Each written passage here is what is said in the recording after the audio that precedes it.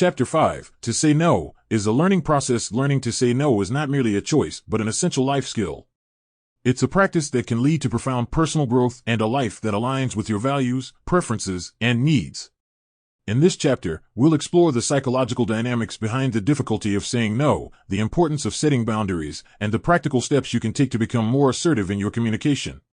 The fear of saying no. Many of us grow up with the understanding that saying no is impolite or selfish. Whether it stems from a desire to please others, fear of rejection, or anxiety about confrontation, this reluctance can become a limiting factor in our lives.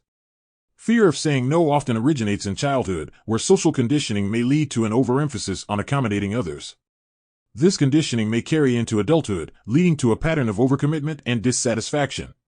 The power of boundaries. Learning to say no is fundamentally about setting boundaries. These boundaries enable us to protect our time, energy, and emotional well-being. By asserting what we are not willing to do, we make space for what truly matters. Setting boundaries is not selfish, it's a form of self-respect and a signal to others about how you expect to be treated. It's a vital component in building healthy relationships and a fulfilling life. The process of learning to say. Number 1. Identify your values. Know what's most important to you. What are your priorities? What aligns with your values? Understanding these aspects can guide your decisions. 2. Practice with small steps. Start with less significant situations where you can practice saying no without much consequence. Gradually work your way up. 3. Communicate clearly. Be concise and firm in your response. Avoid over-explaining or apologizing. 4. Seek support if needed. If you find this process particularly challenging, seeking the support of a therapist or counselor can be beneficial. 5. Reflect on your feelings. After saying no, take time to reflect on how it felt. Acknowledge any discomfort, but also recognize the empowerment and autonomy that comes with setting boundaries. 6. Respect others' boundaries. Just as you are learning to set your boundaries, be mindful and respectful of others' rights to do the same. Saying no is not a rejection of others, but an acceptance of oneself. It's a recognition that our time, energy, and well-being are valuable. Through thoughtful practice, compassionate self-reflection, and a commitment to personal integrity, learning to say no can become a transformative process leading to a more authentic and satisfying life. As you continue on this journey, remember that each no is an opportunity for growth, a step towards a life lived in harmony with your true self. Like any skill, it requires practice, patience, and persistence, but the rewards are immeasurable. Learning to say no is an integral part of personal development and a fundamental skill in maintaining psychological well-being. This chapter will explore why saying no can be so difficult for many people and provide actionable strategies to learn and apply this essential skill. The challenge of saying no. Society often rewards agreeableness and compliance, and many of us are taught from a young age that saying yes is the path to acceptance and success. This can lead to a pattern of overcommitment, stress, and a loss of personal autonomy. Why we must learn to say no. Learning to say no is not about being selfish or uncooperative. It's about recognizing and honoring our limitations and needs. By saying no when necessary, we make room for what truly matters in our lives and protect our mental and physical well-being. Strategies for learning to say no. 1. Understand your values, know what is important to you, and prioritize those things. It makes it easier to say no to requests or commitments that are misaligned with your values.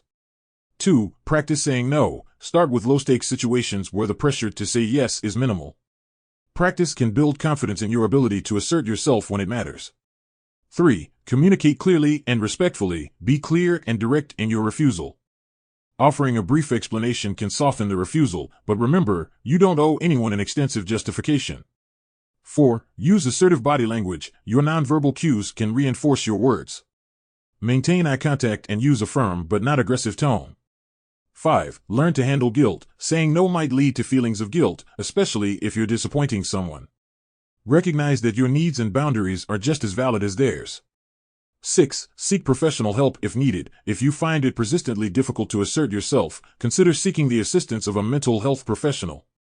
Therapy can provide personalized strategies tailored to your unique situation. The ability to say no is a skill that can be learned and honed over time. It's a vital component of self-care and personal integrity. Embracing this learning process can lead to a more balanced, fulfilling life where you are in control of your time, your commitments, and ultimately, your well-being. Remember, every no you say to something that doesn't align with your life's goals or current capabilities is a yes to something that does. It's an empowering affirmation of your values, your boundaries, and your authentic self. Many of us grow up believing that saying yes is polite, constructive, and socially appropriate. However, saying no can be equally important and yet far more challenging to implement. Saying no is not about rejecting others or being unkind. It's about understanding your own boundaries and being true to yourself. This chapter explores the complexity of saying no and the process of learning how to do so effectively. The power of no. The ability to say no is empowering. It is a statement that you have control over your actions, your time, and your decisions. By understanding when and how to say no, you are actively defining your boundaries and protecting your mental, emotional, and physical well-being. The fear of no. Despite its importance, saying no can be fraught with anxiety and guilt. The fear of offending others, losing opportunities, or appearing selfish can make no a difficult word to utter. This fear often stems from cultural or personal expectations, and learning to overcome it is a key part of the process. Learning to say number 1. Understand your boundaries, know what you are comfortable with and what crosses the line. These boundaries are individual and should be respected. 2. Communicate clearly, practice expressing your no confidently and calmly. It's not about being confrontational, but being clear about your needs and limitations. 3. Reinforce with action, your words must be supported by actions. If you say no to something, make sure that your actions align with that decision. 4. Deal with the aftermath. Rejection may be met with disappointment, anger, or confusion. Learn how to handle these reactions without compromising your stance. Case studies: saying no at work, how to balance professional obligations with personal wellness without jeopardizing your career. Saying no in relationships, building healthy connections by setting clear boundaries and understanding the difference between compromise and self-sacrifice.